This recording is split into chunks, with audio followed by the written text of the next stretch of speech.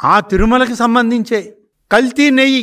నెయ్యి ఎక్కడి నుంచి వస్తుంది అని అంటే, ఏ మారుమూల గ్రామంలో ఉన్న ముసలమ్మని అడిగినా నెయ్యి ఎలా తయారవుతుంది తల్లి అని అడిగితే, పాలు కాయాలి, పాలు వేడి చేయాలి, ఆ వేడి పాలను చల్లార్చాలి, దానికి చెమిరి వేయాలి, తర్వాత దాన్ని కవ్వంతో చిలకాలి, గ్రామీణ భాష చెప్తే దానిలో నుంచి వచ్చే వెన్న తీయాలి, ఆ వెన్నను కరిగించి నెయ్యి చేయాలి. అది నెయ్యి. కానీ చుక్క పాలు లేకుండా నెయ్యి తయారు చేసినటువంటి ఘనత అసలు ప్రపంచంలోనే ఇదొక వింత.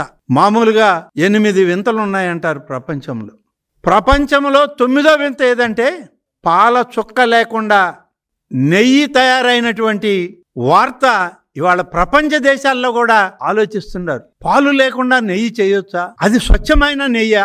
భగవంతుని యొక్క ప్రసాదంలో కలపడానికి ఉపయోగపడే నెయ్యా అని చెప్పి ఇవాళ ప్రపంచంలో ఉన్న కోట్లాది మంది ప్రజలు ఇవాళ ఎదురు చూస్తూ ఉన్నారు, ఈ ఫార్ములా ఎక్కడిది అని.